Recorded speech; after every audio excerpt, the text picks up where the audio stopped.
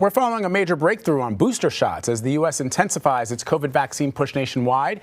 The FDA granted emergency use authorization to Pfizer for its third dose, paving the way for eligible Americans to receive the extra shot. That includes people with underlying health conditions and those age 65 and older.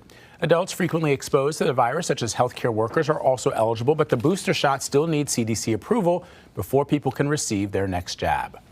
More than 387 million vaccines have been administered across the U.S., while 75% of Americans have already received at least one dose. Infectious disease Dr. Ogechika Alozie joins us now to talk about this. He's the medical director for Sunset ID Care in El Paso, Texas. Doctor, great to see you. So will people have to get the same vaccine that they originally received? That's probably one of the biggest questions that I hear from folks who have questions about this booster shot is, let's say you got a Moderna shot, can you receive a Pfizer booster? I think what's really clear is that the conversation that the FDA, ACIP, and the CDC are having is only around Pfizer. Now, there is data to support, primarily in Europe, the mix and match strategy, as they call it. But remember, what we're having a conversation about right now is Pfizer only. So how often will we need them?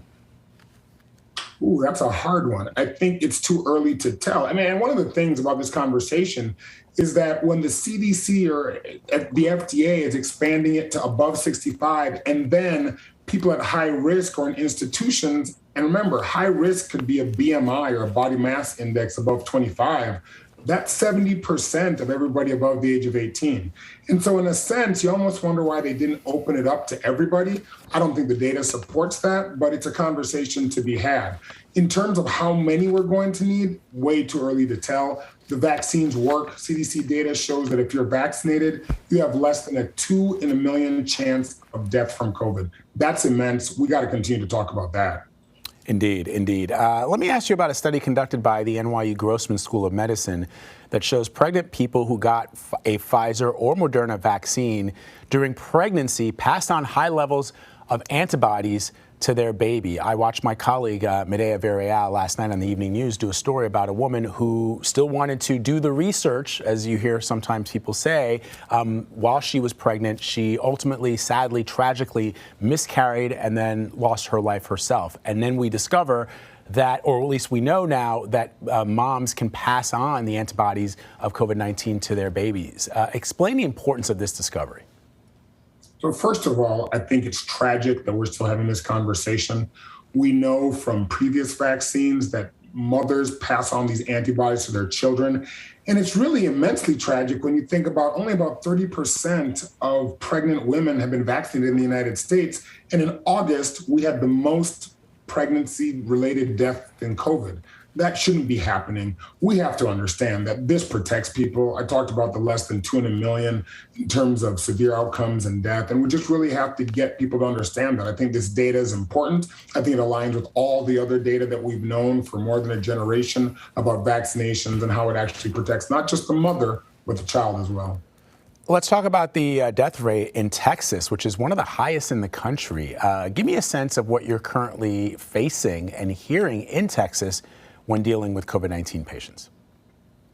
Yeah, I think, again, this is really disappointing. Texas is one of 5 states that the federal government is looking into around their mask mandates and a host of other things. I think what it just shows is that this pandemic took a tragic toll on a lot of populations. Within Texas, I live in El Paso, and so it's a lot different than the rest of Texas, but colleagues in the rest of the state are continuing to struggle. Thankfully, our trends are beginning to go down in terms of cases, but we're going to be up against it for another 3 to 4 weeks because of that lag between cases, hospitalizations, and those untimely and unfortunate deaths. This is, again, the worst time to be unvaccinated in the United States. This is not the last surge that we're going to have. I expect something to happen in the fall and potentially next year. We still have a large amount of people that are unvaccinated, and we're going to have to figure out how to get to them, whether it's through vaccine immunity or virus immunity.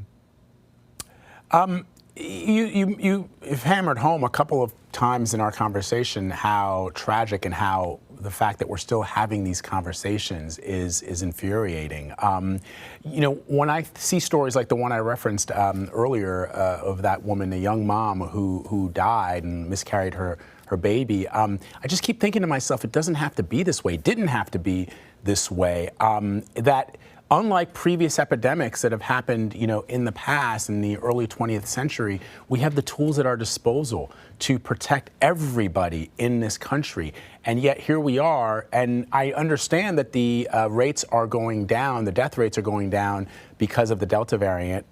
But what happens, doctor, if another variant rears its ugly head? Well, I think you've hit the nail on the head, which is we've called this the pandemic of the unvaccinated. And I think it's the pandemic right now of the misinformed, or potentially the uneducated, or potentially the people that are politicized. We have the tools, you said it correctly. Unfortunately, we're going to have 10 to 15% of this country that refuse to get vaccinated. Now, they may get immunity through the virus. COVID and Delta variant may hit them. But I think until we're 85, 90% above in most communities, we're going to unfortunately continue to have these conversations. I'm not sure there's any good answer for how to get to this population. There's a few vaccination in September going into October of 2021, and it's just going to continue to take a toll on our society. The Department of Education in Texas is investigating Governor Greg Abbott's mask mandate ban. They say it may be breaking a federal law preventing school districts in the state from considering or meeting the needs of students with disabilities. For people who are wondering what that actually means, what disabilities could be severely impacted by viruses like COVID? Well, I think what the Department of Education is looking at is children that have respiratory diseases, primarily severe asthma. There are a host of children that have what's called immunity or immunodeficiency syndromes again. But I think this has just gotten way too politicized, right? We understand that the primary protection that people are going to need above 12 and eventually the 5 to 11 is vaccines. The masks add an extra layer. And I think that the federal government and the state government should allow local organizations and entities decide what's safe for their community. Austin or Houston are going to be different than El Paso and the Valley, right? And so I think it's unfortunate that we're here. I think children need to be protected until they can get access to vaccines. But I'd also like to say this. If we're only getting 30% of pregnant women vaccinated, the 5 to 11 vaccine conversation is not going to be a solution. And so each individual locality is going to have to figure out what their off-ramp is as we go forward. All right, Dr. Ogechika Alozie, thank you very much as always. We appreciate it. Thank you.